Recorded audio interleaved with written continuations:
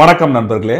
China எக்ஸ்போர்ட்ல எங்க இருக்காங்க? இந்தியாலாம் அதை நினைச்சு கூட பார்க்க முடியுமா? அதுவும் எலக்ட்ரானிக் எக்ஸ்போர்ட்ல சைனாவை அடிச்சுக்கிறதுக்கு ஆளே இல்லை.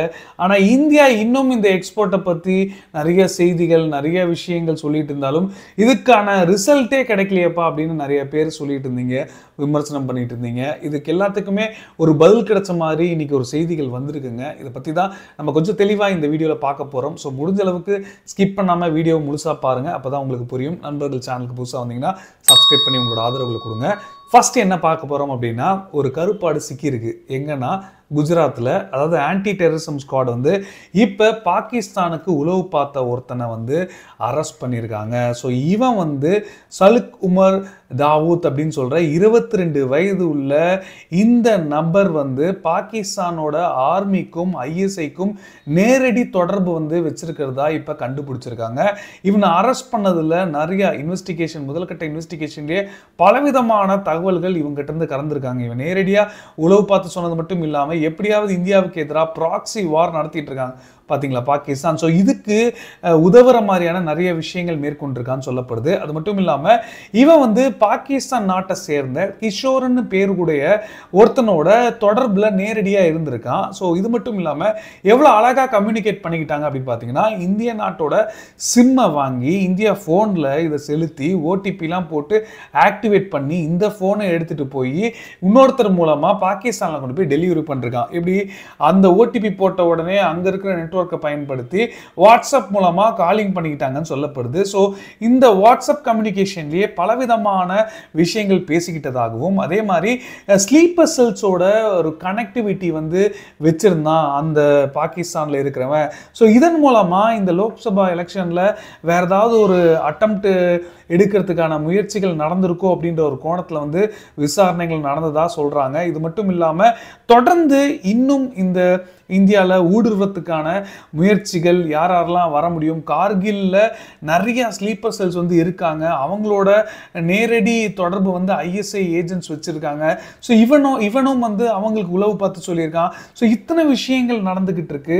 ஸோ இதை வந்து இப்போ குஜராத்தோட ஆன்டி டெரரிசம் ஸ்குவாடு கண்டுபிடிச்சி இவனை வந்து கரெக்டான நேரத்தில் அரெஸ்ட் பண்ணியிருக்காங்க அப்படின்றது தான் நமக்கு தெரியுது. ஏன்னா இன்னும் பலவிதமான உளவாளிகள் அங்கங்கே சுற்றிக்கிட்டு தான் இருக்காங்க. இது ஒரேடியாக கண்டுபிடிக்க முடியாது. ஆனால் ஒரு நெட்வொர்க்கை டிஸ்டர்ப் பண்ணிட்டோம் அப்படின்னா அந்த நெட்வொர்க்கை ஈஸியாக உருவிடலாம் அப்படின்றது தான் நமக்கு தெரியுது. ஸோ இதை நான் வந்து முக்கியமாக முதல்ல சொல்லணும்னு நினச்சேன். இது மட்டும் இல்லைங்க, குஜராத்தில் போர்ட்டில் வந்து 600 கோடி மதிப்புள்ள போதைப் பொருள் வந்து இப்போ பிடிபட்டிருக்கு. ஸோ இது வந்து நேரடியாக பாகிஸ்தான்லேருந்து வந்திருக்குன்னு சொல்லியிருக்காங்க. இது பாகிஸ்தான் தான் முழுக்க முழுக்க வந்து இந்தியாவில் இந்த ட்ரக்ஸை திணிக்கிறதுக்கான முயற்சிகள் மேற்கொள்கிறாங்க. ஏன்னா அவங்களுக்கு குஜராத் போர்ட் ஈஸியாக இருக்குது, அதை விட்டனா இலங்கை கமிச்சு இலங்கை மூலமாக இந்த சைடு கடல் ரீதியாக வர்றதுக்கான முயற்சிகள் மேற்கொள்கிறாங்க பே ஆஃப் பெங்கால் வழியாக. ஸோ இத்தனை விதமான முயற்சிகளுமே வந்து அங்கே இருக்கிற பயங்கரவாத இயக்கங்கள் எப்படியோ காசு பார்க்கணும், அவங்ககிட்ட காசு இல்லை, ஆயுதங்கள் பிளாக் மார்க்கெட்டில் வாங்குறதுக்காக இந்த மாதிரியான முயற்சிகள் மேற்கொள்கிறாங்கன்னு சொல்லப்படுது.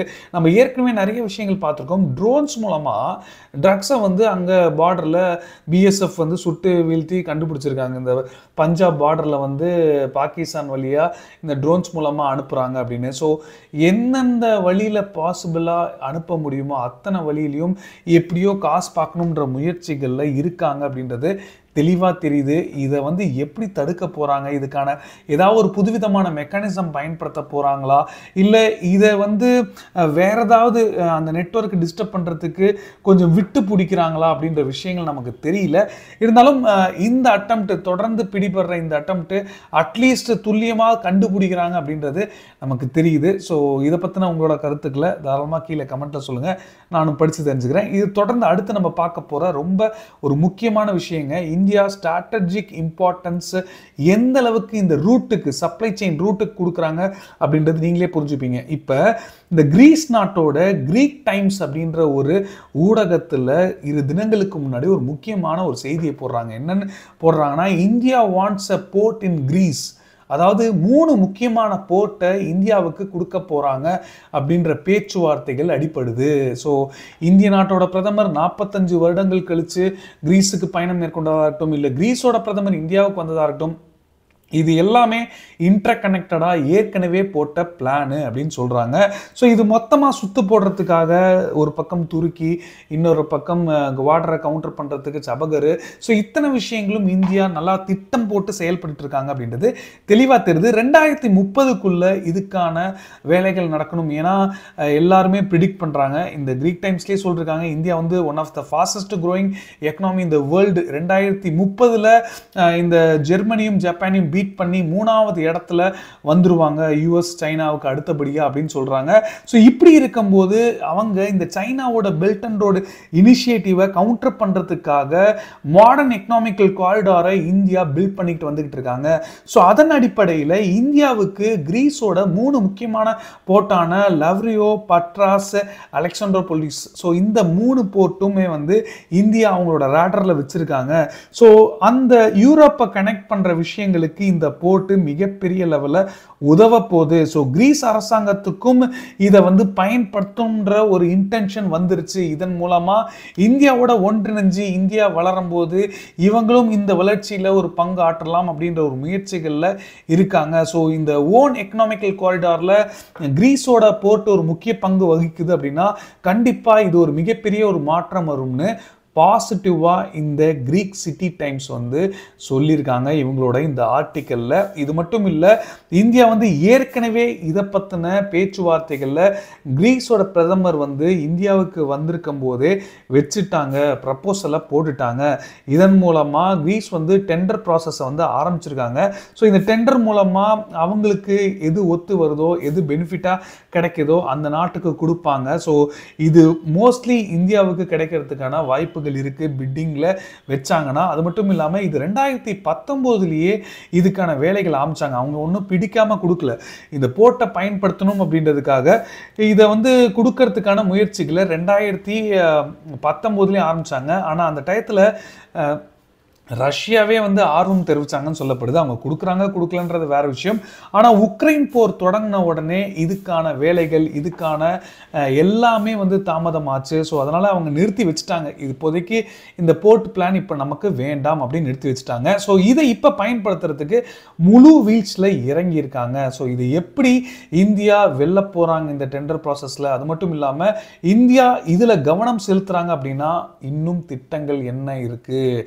ஸோ துருக்கியை கவுண்டர் பண்ணுறதுக்கு ஒட்டுமொத்த பிளான், இந்த பக்கம் அர்மேனியா, இந்த பக்கம் கிரீஸ். ஸோ ரெண்டுத்துக்கும் நடுவில் துருக்கிக்கு இணை வேற ஆப்ஷனே இல்லை, இந்தியாவை எதிர்த்து தான் ஆகணும். ஏன்னா இந்தியா அந்த அளவுக்கு வேகமாக முன்னாடி போய் நீ லைட்டாக ஒரு அடி வச்சுனா நான் 10 அடி முன்னாடி போய் வைப்பேன்னு வச்சு காமிச்சிட்டாங்க. ஸோ துருக்கிக்கு வேற ஆப்ஷன் இல்லைங்க, அரசியல் ரீதியாக அவங்க எதிர்ப்புகள் தெரிவிச்சு தான் ஆகணும். இனி துருக்கி காஷ்மீரை பற்றி பேசினா என்ன, இல்லை பாகிஸ்தானுக்கு ஆதரவு கொடுத்தா என்ன, நமக்கான ஒரு எதிரியா ஆயிட்டான். அந்த எதிரியை எப்படி நசுக்கணும்ன்ற வேலைகள் மட்டும்தான் நம்ம கவனிக்கணும். ஸோ இதுதான் என்னோட கருத்து. நீங்கள் என்ன நினைக்கிறீங்க அப்படின்றத கீழே கமெண்ட்டை சொல்லுங்கள். நான் சொல்கிறது ரைட்டாக இருந்ததுன்னா கீழே ரைட்டாவது போடுங்க. ஸோ இது தொடர்ந்து அடுத்து நம்ம பார்க்க போகிற இன்னொரு முக்கியமான ஒரு விஷயம் இருக்குங்க. அதாவது நான் ஏற்கனவே சொன்னேன் ஆரம்பத்தில், இந்தியாவால் எக்ஸ்போர்ட் பண்ண முடியுமா அப்படின்னு கேள்வி கேட்டாங்க. இந்தியா ஒரு ஹையஸ்ட் செகண்ட் லார்ஜஸ்ட் டிஃபென்ஸ் இம்போர்ட்டராக இருந்தாங்க. இப்போ பிரம்மோஸ் அளவுக்கு எக்ஸ்போர்ட் பண்ணுறதுக்கு வளர்ச்சிகள் பார்த்துருக்கோம். நம்ம மறுக்க முடியாது, அரசியலுக்கு அப்பாற்பட்டு இதை நம்ம ஏற்றுக்கிட்டு தான் ஆகணும். ஆனால் இந்தியா இப்போ லார்ஜஸ்ட் எக்ஸ்போர்ட்டராக ரஷ்யாவுக்கு இருக்காங்க. ஒரு கிட்டத்தட்ட இந்த முயற்சிகள் பார்த்தீங்கன்னா இந்தியா ஸ்மார்ட் ஃபோன் அதிகமாக எக்ஸ்போர்ட் பண்ணுறாங்க ரஷ்யாவுக்கு அப்படின்ற டேட்டா சொல்லுது. அதாவது டிசம்பர் வரைக்கும் ஒரு ரிமார்க்கபிளான ஒரு ரெக்கார்ட் நம்பர்ஸ் வந்ததுங்க. இந்தியாவோட ஸ்மார்ட் ஃபோன் சேலு ரஷ்யாவுக்கு மட்டும் $33 மில்லியன் சொல்லப்படுது. $33 மில்லியன் போது இது பிப்ரவரி மாதம் இந்தியா ஸ்மார்ட் ஃபோனை அதிகமாக எக்ஸ்போர்ட் பண்ணிருக்காங்க ரஷ்யாவுக்கு. ஸோ 12 டைம்ஸ் வந்து இன்க்ரீஸ் பார்த்துருக்குன்னு சொல்லியிருக்காங்க. வருஷம் கிட்டத்தட்ட 1.6 டைம்ஸ் வந்து மாதம் இன்க்ரீஸ் ஆகிட்டு வருதுன்னு சொல்கிறாங்க. ஸோ டிசம்பரில் தொட்ட இந்த $33 மில்லியன் வந்து பிப்ரவரி மாதத்தில் 36 மில்லியனாக நம்ம தொட்டிருக்கோம். ஸோ ஸ்மார்ட் ஃபோன்ஸ் வந்து அதிகமாக ரஷ்யாவுக்கு எக்ஸ்போர்ட் பண்ணிக்கிட்டு இருக்கோம் அப்படின்ற நம்பர் சொல்லுது. ஸ்மார்ட் ஃபோன்ஸ் தொடர்ந்து 2வது இடத்துல மெடிசின்ஸ் வந்து அதிகமாக நம்ம வந்து எக்ஸ்போர்ட் பண்ணுறோம் ரஷ்யாவுக்குன்னு சொல்கிறாங்க. ஸோ 27 மில்லியன் வந்து மெடிசின்ஸ் நம்ம எக்ஸ்போர்ட் பண்ணியிருக்கோம். ஸோ டெய்ல்ஸ்லாம் இருக்குது பார்த்தீங்களா, ஸோ இந்த டெய்ல்ஸ் வால் டெய்ல்ஸ்ன்னு சொல்லுவாங்க. ஸோ இந்த டெய்ல்ஸ் வந்து 13 மில்லியன் வந்து நம்ம எக்ஸ்போர்ட் பண்ணியிருக்கோம் ரஷ்யாவுக்கு. இது மட்டும் இல்லை, இந்த பிளாக் டீ, அதுக்கப்புறம் இன்னும் இந்த அந்த தேயிலை சம்மந்தப்பட்ட ஐடிசி, காஃபி, எல்லாமே பெவரேஜஸ் ஐட்டம் எல்லாமே சேர்த்து பார்த்தீங்கன்னா நம்ம 10 மில்லியனுக்கு வந்து எக்ஸ்போர்ட் பண்ணுறோம்னு சொல்கிறாங்க. 10 இல்லை 9லேருந்து 10 மில்லியன் வரைக்கும் நம்ம இதில் வந்து எக்ஸ்போர்ட் பண்ணுறோம்னு சொல்கிறாங்க. டாப் 5 எக்ஸ்போர்ட்டை பற்றி தான் நான் சொல்லியிருக்கேன். இன்னும் ரஷ்யாவுக்கும் அதே மாதிரி இந்தியாவுக்குமான வர்த்தகம் வந்து அதிகரிச்சுட்டே போயிட்டு இருக்குங்க. இது வந்து நம்ம ஊடகம் சொல்ல, ரஷ்யாவோட ஊடகமான ஸ்புட்னிக்ல இதை வந்து போட்டிருக்காங்க. ரஷ்யாவுக்கும் இந்தியாவுக்குமான அதாவது வர்த்தகம் வந்து 5.6% இன்க்ரீஸ் ஆகிட்டே வந்துகிட்டு இருக்கான். ஸோ நியூ ரெக்கார்ட் வந்து தொற்றுக்கு. ஜனவரி பிப்ரவரியில் 11.2 பில்லியன் வந்து நம்ம வர்த்தகம் பண்ணிட்டு இருக்கோம். பில்லியன் நம்ம வந்து வர்த்தகம் பண்ணிட்டு இருக்கோம் சொல்றாங்க.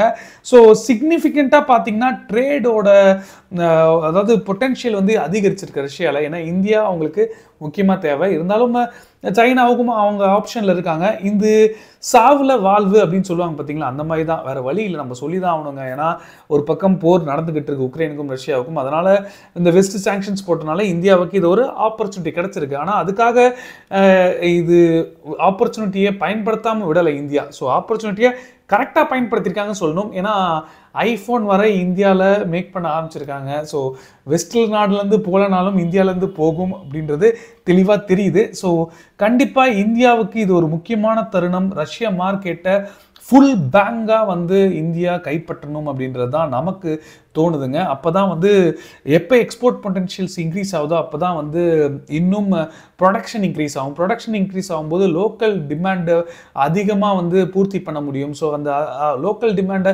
பூர்த்தி பண்ணாலே ரொம்ப கம்மி விலையில் நமக்கே கிடைக்கலாம். ஸோ இதெல்லாமே வந்து ஒரு சாதகமான ஒரு விஷயம்தான். கண்டிப்பாக இதுலேருந்து எப்படி இந்தியா படிப்படியாக வளர்ச்சி பார்க்க போகிறாங்க அப்படின்றது தான் நம்ம பொறுத்திருந்து பார்க்க வேண்டிய ஒரு விஷயமா இருக்குது. ஸோ தொடர்ந்து நம்மளோட இணைஞ்சிருங்க, நிறைய விஷயங்கள் பார்க்கலாம். உங்களுக்கு வேறு ஏதாவது கருத்துக்கள் இருந்தாலும் இல்லை நீங்கள் ஏதாவது சொல்லணும்னு ஆசைப்பட்டாலும் எந்த ஒரு தயக்கமும் வேண்டாம். தாராளமாக கீழே கமெண்ட்டில் சொல்லுங்கள், இல்லை டேரெக்டாக மெசேஜ் பண்ணி சொல்லுங்கள். நான் இன்ஸ்டாகிராம் லிங்க் வந்து டிஸ்கிரிப்ஷனில் கொடுத்துருக்கேன். கண்டிப்பாக உங்கள் மெசேஜுக்கு நான் ரிப்ளை பண்ணுறேன். கடைசி வரைக்கும் இந்த வீடியோ பார்த்த அனைவருக்கும் நன்றி. ஜெய்ஹிந்த், பாய்.